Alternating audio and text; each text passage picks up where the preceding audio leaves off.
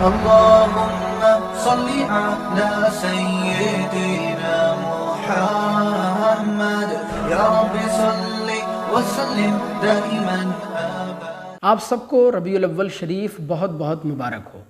اللہ عز و جل ہم سب کو حضور کی پیدائش مبارکہ کا صدقہ نصیب فرمائے۔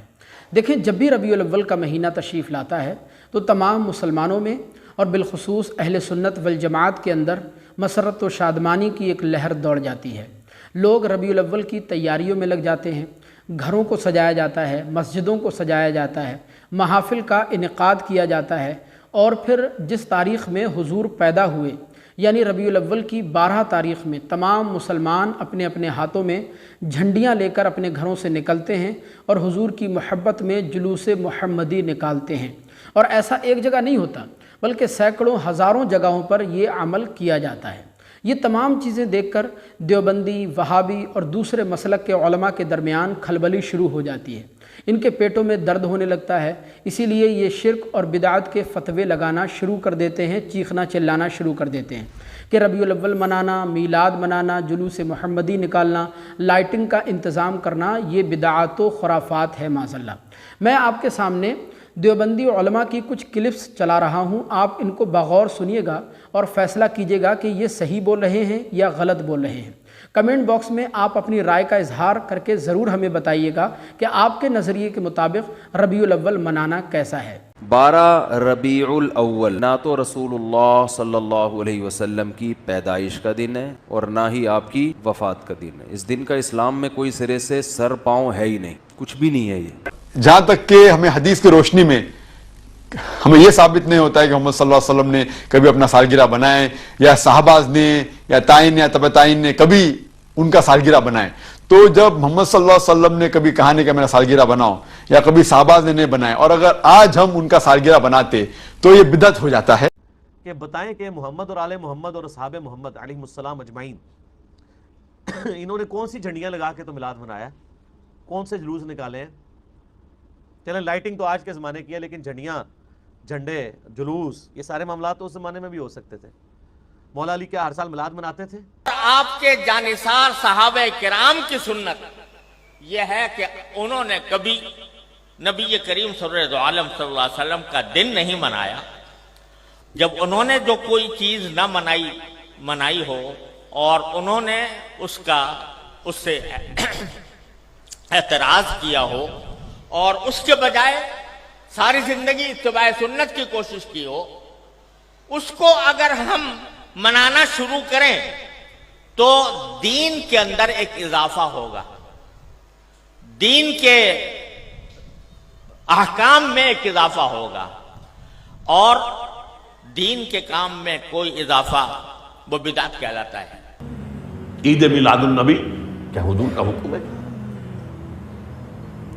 کیا اس کا کوئی ثبوت صحابہ سے ہے؟ کیا ہم صحابہ کے مقابلے میں حضور سے زیادہ محبت کرتے ہیں؟ لیکن تھا کہ معاملہ ما لا یؤمرون، جس چیز کا حکم ہوا نہیں اس پر عمل ہو رہا۔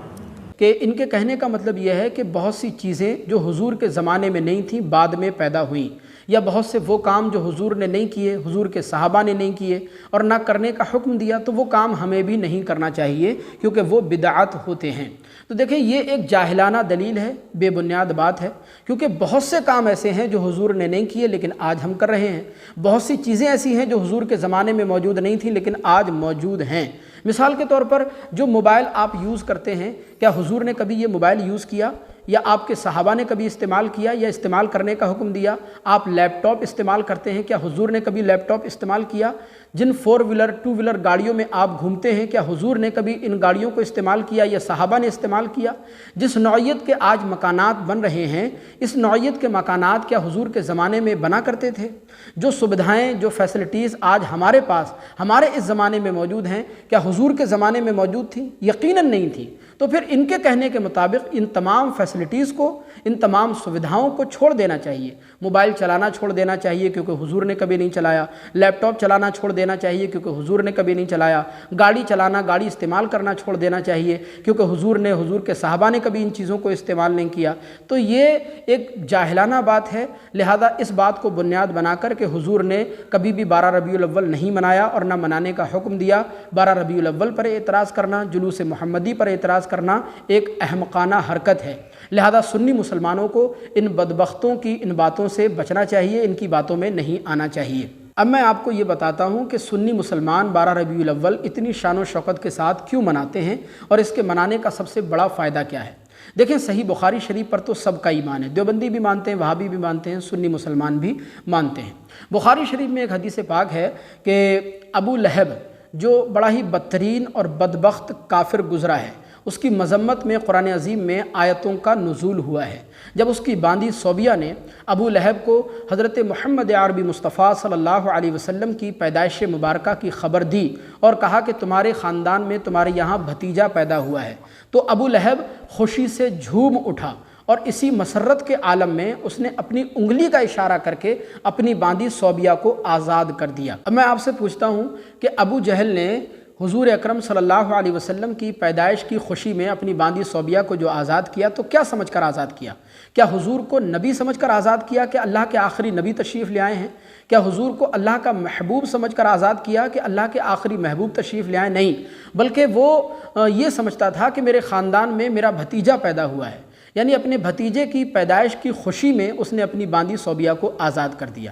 بعد میں وہ مر گیا، کسی نے اس کو خواب میں دیکھا اور پوچھا کہ کیا حال ہے، تو اس نے کہا کہ آگ کی لپیٹ میں ہوں، سخت تکلیف میں ہوں، سخت عذاب میں ہوں، لیکن جب پیر کا دن آتا ہے تو میں نے اپنی جن 2 انگلیوں کا اشارہ کر کے اپنے بھتیجے محمد کی پیدائش کی خوشی میں اپنی باندی صوبیہ کو آزاد کیا تھا، تو میری ان 2 انگلیوں کی تکلیف میں، عذاب میں کمی کر دی جاتی ہے، یعنی پیر کے دن میرے عذاب میں تخفیف کر دی جاتی ہے۔ اب ذرا ان عقل کے اندھوں کو کوئی سمجھائے کہ ابو لہب جیسا بدترین بدبخت کافر جس کی مذمت میں قرآن عظیم میں آیتوں کا نزول ہوا ہو، وہ اگر حضور کی پیدائش کی خوشی منائے اور اپنی باندی صوبیہ کو آزاد کر دے تو اس کے عذاب میں تخفیف کر دی جائے خوشی منانے کی وجہ سے، تو ہم سنی مسلمان الحمدللہ ہم اہل سنت والجماعت ہیں، غلامان مصطفیٰ ہیں، حضور کو اللہ کا آخری پیغمبر مانتے ہیں، اللہ کا محبوب مانتے ہیں۔ اگر ہم حضور کی پیدائش مبارکہ کی خوشیاں منائیں، جلوس محمدی نکالیں، محافل کا انعقاد کریں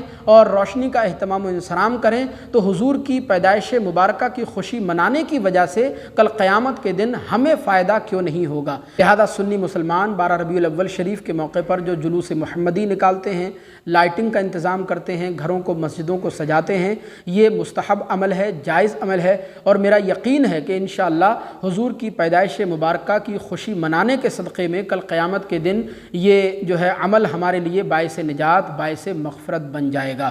آپ شریعت مطہرہ کی حدود میں رہ کر 12 ربیع الاول شریف منائیے، انشاءاللہ اللہ تبارک و تعالی آپ کو اس کا بے پناہ اجر و ثواب بھی عطا فرمائے گا۔ بلکہ ہم تو یہ کہتے ہیں ببانگ دوحل کہ حشر تک ڈالیں گے ہم پیدائش مولا کی دھوم، حشر تک ڈالیں گے ہم پیدائش مولا کی دھوم، مصر فارس نجد کے قلعے گراتے جائیں گے، خاک ہو جائیں عدو جل کر مگر ہم تو رضا، دم میں جب تک دم ہے ذکر ان کا سناتے جائیں گے، دم میں جب تک دم ہے ذکر ان کا سناتے جائیں گے۔ اللہ تبارک و تعالی ربیع الاول شریف کے فیض و برکات ہم سب کو نصیب فرمائے۔ السلام علیکم ورحمۃ اللہ۔